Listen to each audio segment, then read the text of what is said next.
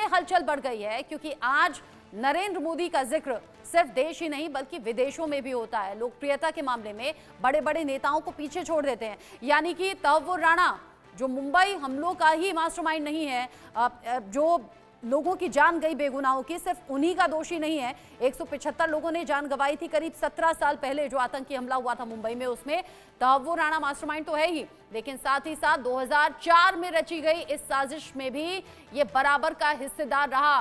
Suicide attack के जरिए नरेंद्र मोदी को मारने की साजिश थी। और आज की डेट में जब ये खबर सामने आई है ना, तो देश भर में जो मोदी समर्थक हैं, जो प्रधानमंत्री मोदी को पसंद करते हैं, उन्हें अप्रिशिएट करते हैं, उनमें ये बड़े झटके के तौर पर देखा जा रहा है। और साथ ही साथ इस बात की चिंता भी कि ऐसी साजिश कभी रची गई थी और कहीं ये खतरा आज की डेट में तो सर नहीं उठा रहा है, क्योंकि अब रह रहकर हम देखते हैं कि आतंकी गतिविधि होने की कोशिश होती है सीमा पार से। जम्मू कश्मीर में जो घटनाएं के बाद एक सामने आ रही हैं, ये सभी ऐसे प्रश्न चिन्ह हैं जो इस खबर के बाद में खड़े होते हुए नजर आते हैं। तहव्वुर राणा, डेविड हेडली और लश्कर ने एक किलर प्लान तैयार किया था नरेंद्र मोदी को लेकर।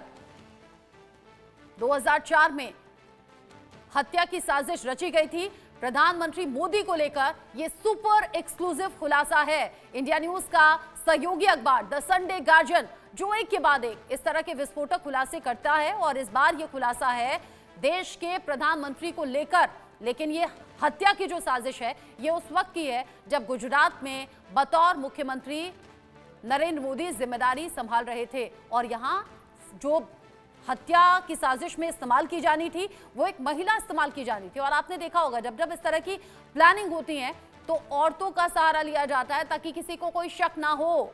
वो तो गनीमत है कि जून 2004 में मुठभेड़ हुई और इसी मुठभेड़ में इशरत जहां अपने 3 और पुरुष साथियों के साथ में मारी गई थी, ढेर कर दी गई थी। हालांकि इसको लेकर राजनीति भी अलग अलग तरीके से हुई और अब ये खुलासा बड़ा चौंकाने वाला है। ये बहुत बड़ा खुलासा है नरेंद्र मोदी को लेकर।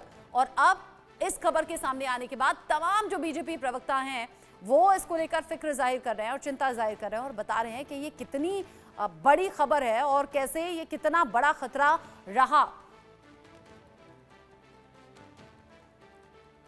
इस पर बात करने के लिए मेरे साथ में एनके सूद जी जुड़ गए हैं, पूर्व रॉ अधिकारी मेरे साथ में जुड़े हुए हैं। सर, आपका इंडिया न्यूज पर स्वागत।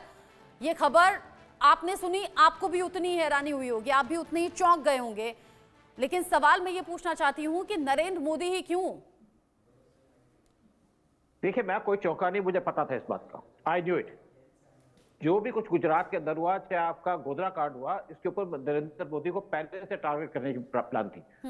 और ये नहीं है पीएम बनने के बाद भी उनको प्लान के टारगेट करने की बात की गई है। आज वर्ल्ड के अंदर जो सबसे ज्यादा जो खतरा, जिसके ऊपर सबसे ज्यादा खतरा है वो पीएम मोदी है।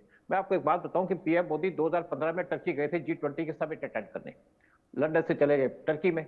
टर्की में जब गए तो उनको सबसे ज्यादा वहां पे सिक्योरिटी का कंसर्न था और उनके लिए 3 लेयर की सिक्योरिटी दी गई। रॉ तो उनको दिया, रॉ तो देता उनको, एसपीजी के कमांडो होते हैं हमारे पास। साथ में उनके साथ मोसाद थी, साथ में MI5 थी। ये सारे उनको प्रोटेक्शन दे रहे थे और उस टाइम पे ओबामा थे, लेकिन सबसे ज्यादा प्रोटेक्शन पीएम मोदी को दी गई। उनको सबसे ज्यादा खतरा था और इसलिए खतरा था कि पीएम मोदी आज भी सबसे ऊपर है टारगेट के ऊपर। नंबर 1 पे चलते हैं पीएम मोदी। और वहां पे क्या था, 2 प्लेन रखे गए थे एयरपोर्ट पे। एक टर्की पे, वहां पे कोशिश की जानी थी कि वहां पे हो सकता है बड़े बम ब्लास्ट किए जाए, सब वहां पे हड़बड़ बन जाए, तो वहां पे 2 प्लेन रखे गए थे पीएम मोदी के।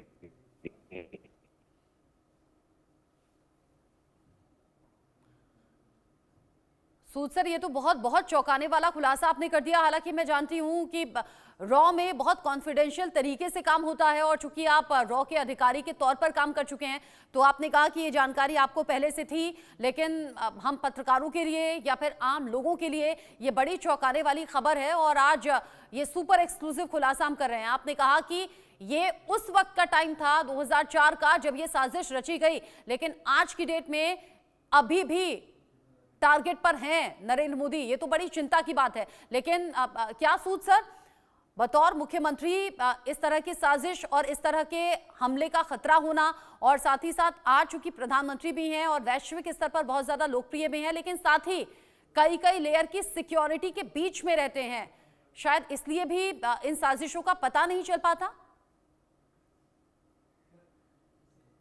सूद सर जी, मेरी आवाज आ रही कनेक्शन है टूट गया आपको? था। हाँ जी, अब आ रही है, अब आ रही है, सर बोलिए। मैं कह रही हूँ कि रॉ में बहुत कॉन्फिडेंशियल तरीके से काम होता है। आपने कहा ये चीज आप पहले से जानते थे, जाहिर सी बात है हम पत्रकार हो या आम लोग हो, हमें आज इस बात का खुलासा हो रहा है, आज इसे जानकर हम बहुत ज्यादा चौंक जा रहे हैं। लेकिन उससे भी ज्यादा चौंका रही है ये बात, आपने कहा बतौर मुख्यमंत्री तो खतरा था ही, लेकिन पीएम बनने के बाद ये खतरा और ज्यादा बढ़ गया। जब भी कोई इंडिया के अंदर बड़ा काम होता है तो बाहर से साथ में इंडिया का सपोर्ट होता है। इंडिया से बहुत कुछ किया जाए, बहुत सी बता सकता हूँ बातें, बहुत सी बातें हुई जो गवर्नमेंट को इन्फॉर्मेशन दी गई, लेकिन जानबूझ के उस पर कोई काम नहीं किया है। हर एक का अपना एजेंडा है, हर एक का अपना काम है। रॉ का काम इन्फॉर्मेशन देना। अगर रॉ को कहेंगे जी आप इस पे आ जाइए, कमांडो भेजिए, तो रॉ वो भी कर देगा। आप 26/11 की बात कर लीजिएगा, आपके कमांडो कब आए? कमांडो आपके 2 दिन के बाद पहुंचेगा क्या? क्या हमारे पास कमांडो की कमी थी? क्या हमारे पास आर्मी की कमी थी? आपका IC-814 हाईजैक हुआ, अमृतसर में लैंड कर गया, 1 घंटे खड़ा रहा, उड़ गया, तो कहते जी हम तो कमांडो भेजने थे। तब तो कुछ किया नहीं।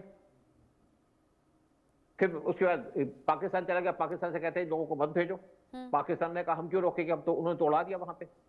वहां से चला गया UAE के अंदर, तो कोई यहाँ पे एफर्ट नहीं की गई। जब तालिबान के कब्जे में चला गया तो फिर यहाँ से टीम गई और टीम ने देखा वहां तो कुछ हो नहीं सकता। देखिए बहुत से इंसिडेंट हुई जिसके ऊपर रॉ को पता था, रॉ के लोगों ने ये खबर तो भी बड़ी दी और हैरान कुछ करने ऐसा वाली बातें हैं इनके सूद सर। आप कह रहे हैं कि ये खतरा बहुत बड़ा है, और अब ये खतरा सिर्फ 2004 नहीं बल्कि आज की डेट में भी बड़ा है। आप मेरे साथ में रहिए इनके सूद सर। मेरे साथ में प्रदीप भंडारी भी जुड़ गए हैं, जो कि बीजेपी के प्रवक्ता हैं और राष्ट्रीय प्रवक्ता के तौर पर उनकी पहचान है। प्रदीप जी, आपका भी इंडिया न्यूज पर स्वागत। ये खबर कि प्रधानमंत्री मोदी जिस वक्त मुख्यमंत्री के तौर पर जिम्मेदारी संभाल रहे थे 2004 में, हत्या की साजिश, आज की डेट में तमाम मोदी समर्थकों को और अब तो बीजेपी के नेताओं के भी रिएक्शन सामने आ रहे हैं। ये बड़ी चिंता की बात है। लेकिन मेरा सवाल ये कि आखिर नरेंद्र मोदी क्यों निशाने पर? रचना जी, पहले तो संडे गार्डियन और ITV